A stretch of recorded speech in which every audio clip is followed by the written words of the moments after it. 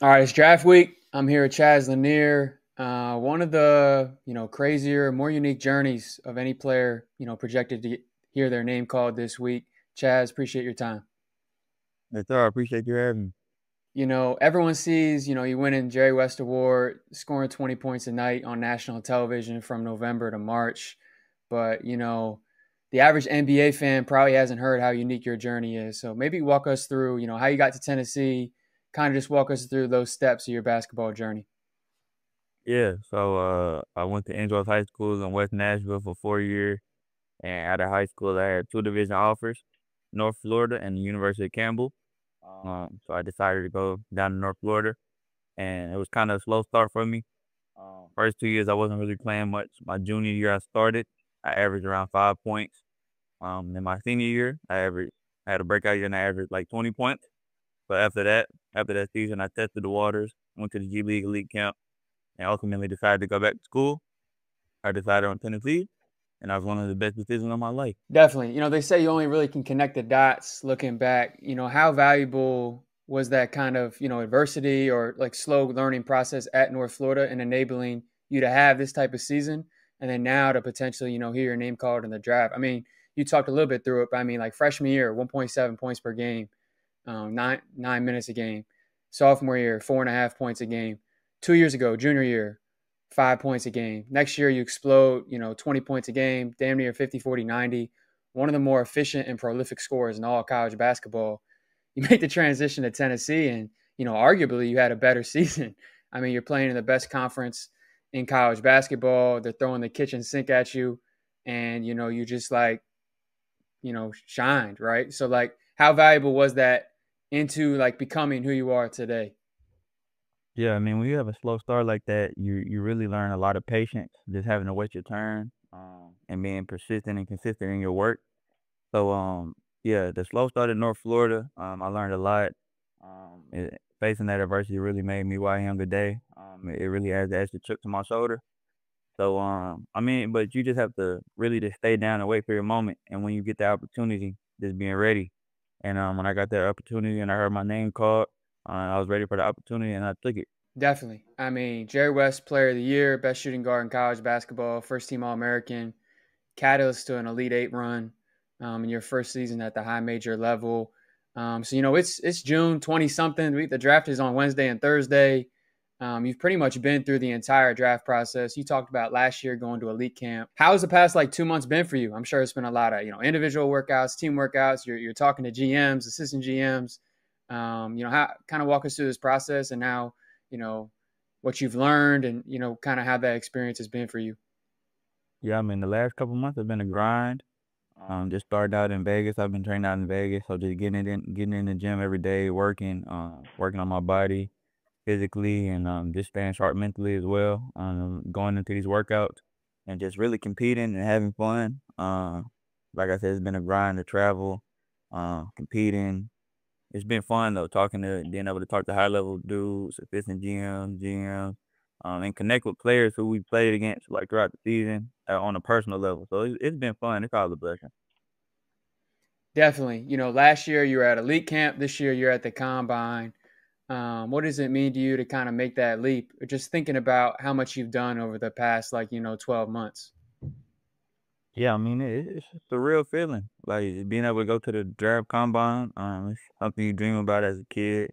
So I mean, I'm just super blessed and fortunate to be in my shoes. It can be difficult for people to maintain confidence and continue chipping away, when they maybe don't have immediate results or immediate proof, right? Like everyone wants to play in the NBA, but it can be difficult to see that, when you're averaging, 5 points a game as a junior in college.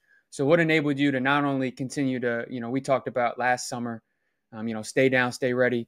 What gave you the confidence and kind of the poise to continue chipping away when, maybe some people in that position were like, all right, maybe I'm not, you know what I mean? Like they start to lose a little bit of self belief. No, definitely. I mean, you got to bet on yourself first. Before anybody, you got to bet on yourself and have that confidence in yourself. Just continue to stay working. That's what I was doing, just continuing to work. And trust my game. And when I got the opportunity, I took advantage of it. But I mean, you got to put in the work most definitely first, and then trust your work when you get the opportunity. More so, kind of get into the game, into your game. Obviously a prolific shooter, prolific scorer. They had you running off, all these different screens. You're cutting, you're curling for middies. You're shooting off the move, off the dribble. When you're sitting down, with the GM and you have to describe yourself, or maybe, an NBA fan is watching this for the team that drafts you. Like, summarize your game and what you bring to the next level. Yeah, I mean, a high level scorer, a winner, a dude who's gonna leave it on the floor on both ends of the court. Um, but to describe my game, I'd say a player who specializes at the 3 point line, who can get downhill and finish above the rim, and play solid team defense, but is a winner. Yeah, I think, first thing obviously sticks out is the shooting. I mean, he shot over 8 threes a game, damn near 40% clip. Year before, it was pretty efficient as well.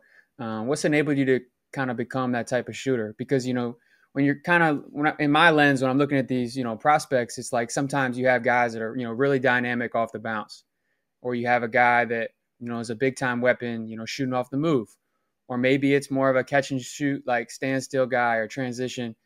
Breaking down your game, it's like, you're rolling off screens with to your left, to your right. You're comfortable, quick fires and transition, off the bounce. I mean, you're a strong dude. You'll push off dudes and explode for pull ups and step backs. What has allowed you to kind of become this versatile of a shooter? Yeah, I mean, shoot, like I said, shooting is what I hang my head on. So whenever I got the little bit of space, I was letting it go.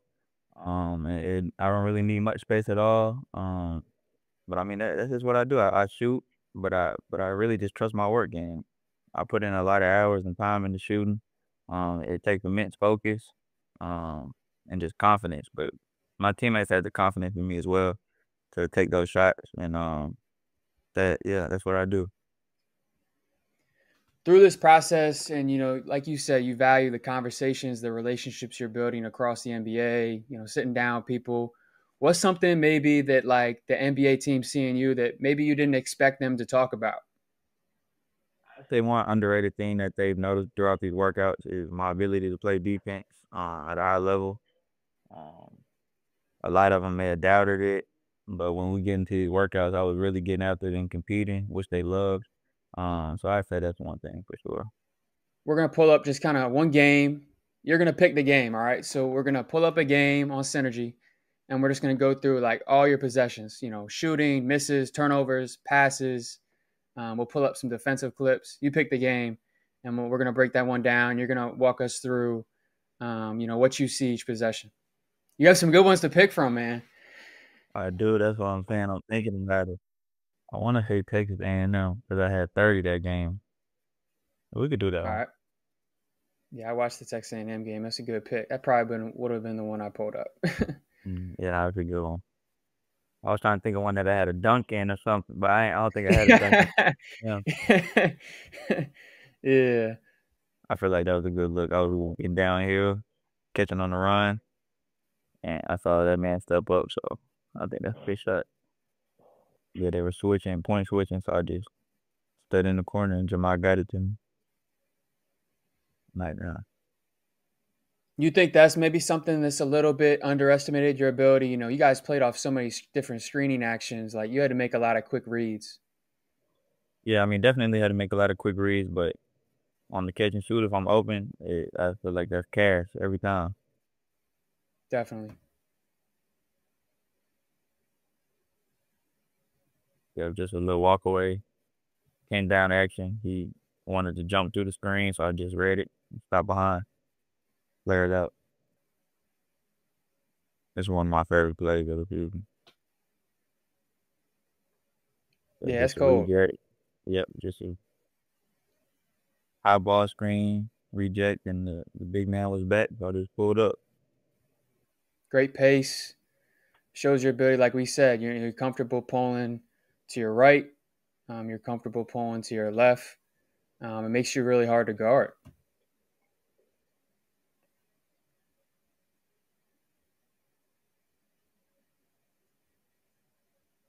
Yeah, they had a little bit of miscommunication on defense, and I just curled around and was wide open.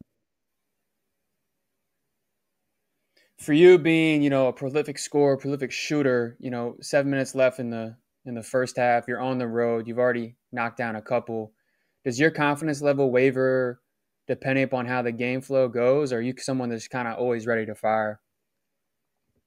I think I'm always ready to fire. I never get too high, I never get too low. I just whenever I get any type of separation, any good look, I'm taking the shot. Yeah. So,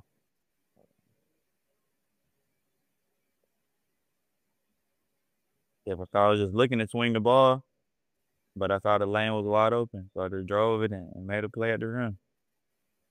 Left hand? You like dunking with the left off the right leg? Hey, it doesn't matter. Whichever way I can get up the fastest.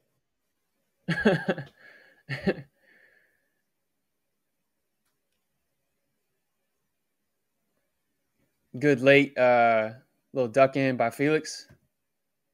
Yeah, if he made that play work, Russ with man would have helped over.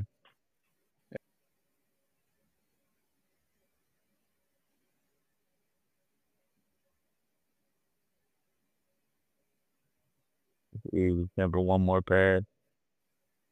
Night bomb.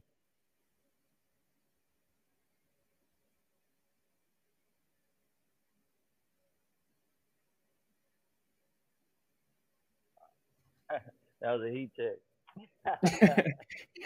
I mean, he shot that quick, man. Yeah, that It was a barely heat check. touched I your knew. hands. Hey, I knew if I caught it in transition, I was gonna shoot it. That was a heat check though. Because we talked about, a couple minutes ago, being comfortable, off the move, going to your left, going to your right. It's like you caught that, left shoulder and just straight to your right eye shot. Yeah, that's a heat check. No That dip. might be yeah, that might be considered a bad shot, but hey, shoot is shoot. You gotta live with some of them.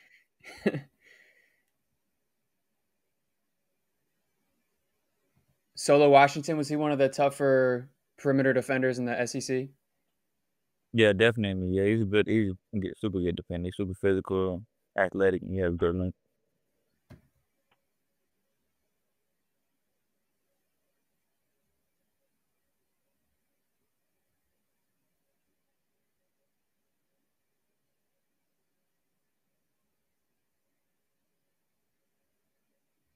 Yeah, we ran a little rub screen, miscommunication. So I stopped behind the line and rose up. Yeah, so like this play right here, I mean, you did it against Illinois, did it in most of the games, honestly, I watched this year.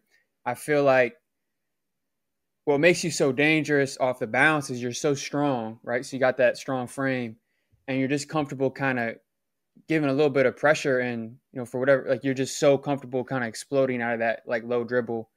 Um, have you always like drilled stuff like this, like the quick pull ups, quick little step backs, getting your feet set? Yeah, definitely. I mean, as a shooter, you have to make decisions in a split second. So I knew immediately when they made that switch and he was behind the arc 2 feet in the line, I was gonna ready to make him shoot. Yeah.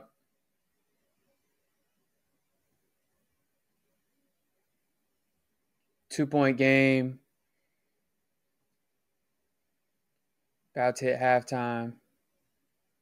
Yeah, so when I caught it off that one more pass, I knew that they'd be closing out hot because I had made, I think, like the last 5 shots. So I knew that mid range was gonna be available off a pump fake. Quick pump fake. How important is it for you as a shooter, like looking at the rim to really sell that pump fake? Yeah, I mean, just playing out of a closeout is huge as a shooter, because the defender's gonna give you the benefit of the doubt that you're gonna shoot the ball, so you're able to have that slight edge to just catch and rip or give them a slight pump fake and just go because they're gonna close out hard on you. Definitely. Second half, still a close game on the road. Tough team in Texas A&M.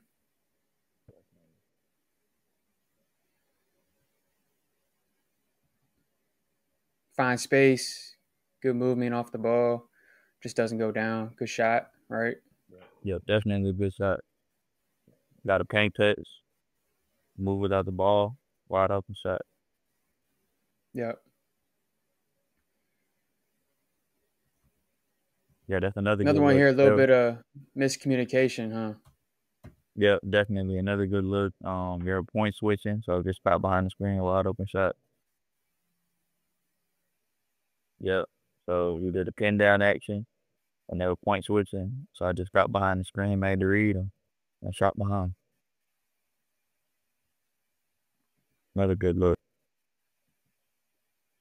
Down three now, under eight. What do you remember from like the atmosphere of this game?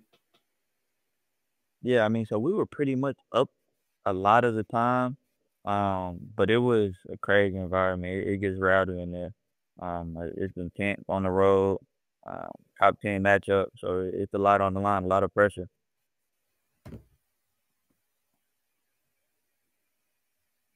So you in the 2 minute drought with what, a 35 footer?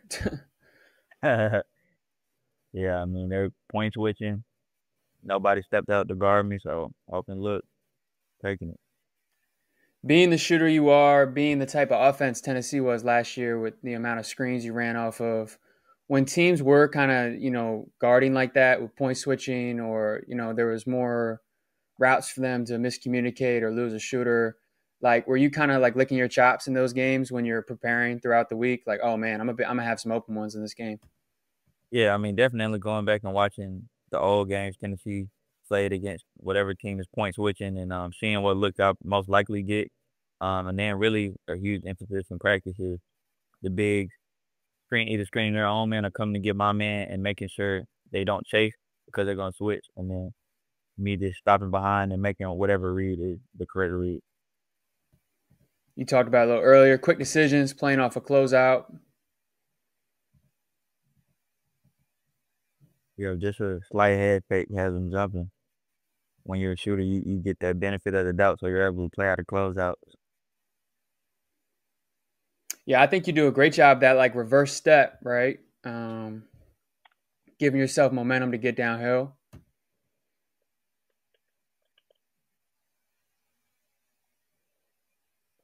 The right read probably was that lob.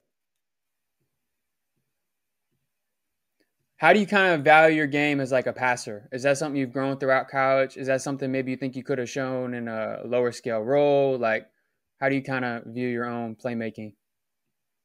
Yeah, I believe I could definitely grow as a passer, and a playmaker. But I mean, I feel like it's coming. I continue to work at it. Definitely. Even just like improvement areas, being someone that caught on later in their college career, do you feel like, you obviously have a growth mindset. Is that for you through this process when you're sitting down with these teams and you're kind of being like, hey, man, like, I still got a ways to go. Like, I can still improve a lot. Yeah, I mean, 2 years ago I was playing at North Florida. Now I'm playing at Tennessee, so that's a big jump. So now I'm looking to take another big jump in my growth. So I'm definitely still growing and learning. Um, so I'm excited to see where it goes. Hmm. Tie game, 6 minutes left.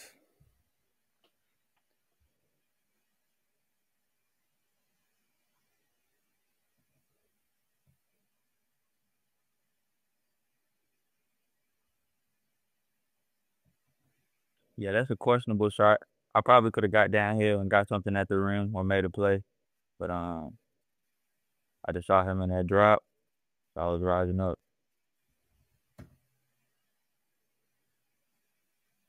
Is that usually a quick read for you? Like, if they're dropping, it's just shot.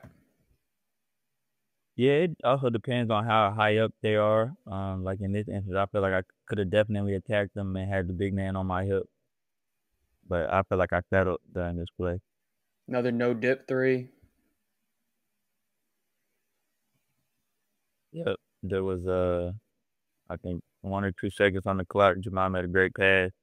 I knew it was gonna close out hard, so I knew I had to get it off fast.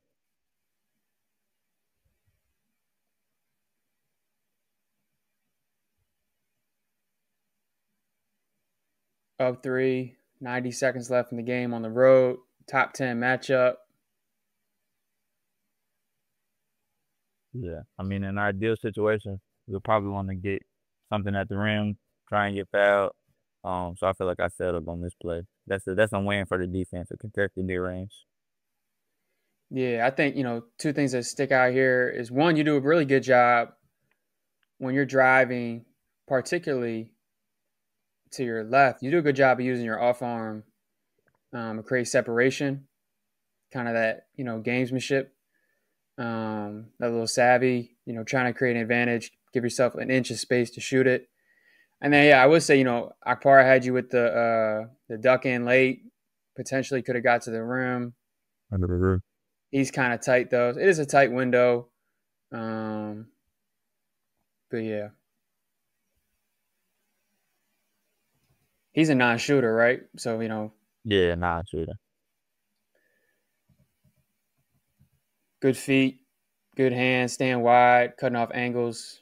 You're fine with him taking that, especially first minute of the First, game, right? first possession. Yeah, first possession we're living with that. Just following scouting report. I'm just Uh, gonna go pick and roll defense because I yeah, think I think work. you've proven yourself. You got what 6'9", 6'10" wingspan, right? Yeah, nah, yeah. I think if I was with the team, I think the one thing I maybe pick apart being a guy who played a big offensive role. You're kind of stronger first year in the SEC. Screen navigation is usually the toughest thing for guys when they jump to that level, especially when they jump to the NBA level. Would you agree? You're guarding Darius Garland or Kyrie or insert whatever name. I mean, it's definitely a big part of the game, especially on defense. That pick and roll defense, having a fight over screen, following the scouting report, whether you're going under, trailing the man, but fighting back in front to get in front. Is definitely a big part of the game. Clayton Jr. Shit, you two might be the best two shooters in the draft. You, him, Trey Johnson, who's also in the SEC. When you're guarding that elite of a shooter, it's just like by no means give him a look. Exactly. Yeah, I mean, following scouting report, everybody knows what he does. He shoots the ball. He gets it off fast. So sticking tight to him. We knew he was gonna shoot a lot. So just getting a contest on every shot, and you gotta live with something that he makes. But make sure you're getting a contest and sticking tight to him. Yeah, I think you actually do a great job here, staying attached, using your length, but not fouling. He's kind of like you though, like shit. You might you might give him a good look. It might be cash. Yeah, you gotta Um, live with some of it. all right, what do you see here? Yeah, I always been trying to jump it. He gave me a little jab step, and then he went to the left. But I was trying to jump over the screen, and he saw that. Yeah, Yeah, Juju Murray, yeah, quick guard. So I was just making sure I get on my hip, fight over the screen, and make sure I was trying to get back in front. But he shot it, so get a good contest on him. another pick and roll possession here. Late clock, last possession of the first half, probably an ATO. Walk us through this one. Yeah, so quick guard. You really don't want him to get down here. So if he gets a shot, we just want to make it contested. We got downhill, but we knew it would be hard, a little bit hard for him to finish over when he got downhill. So just making sure we got a good contest on him when he got to the cone. Yeah, he takes a really tough one.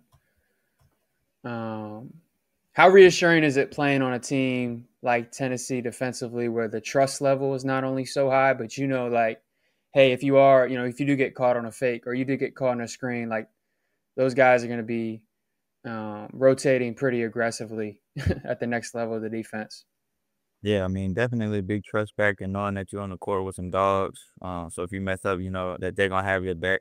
But also just playing defense at a high level, and playing with guys like Kai and Jemiah, like they just raise the level on defense, so it makes you raise your level as well. Yeah, I mean he's ferocious on the defensive end.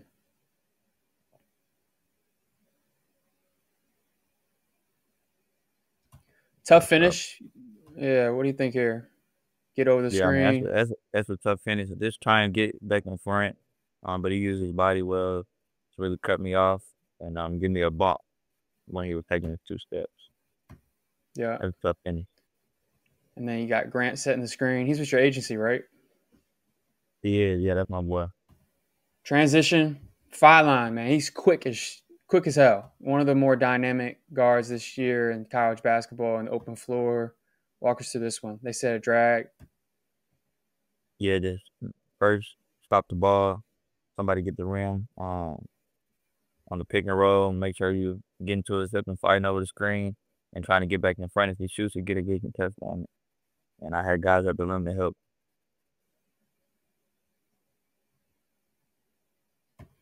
We talked about the shooting, talked about the scoring, the defense. Is there any other aspect of your game you think is worth amplifying? I would highlight my ability to play out of closeout. Just being a shooter, a lot of guys are running at you often, so just being able to make quick read and make the right read when you're playing out of closeout, I feel like that's something I do pretty well.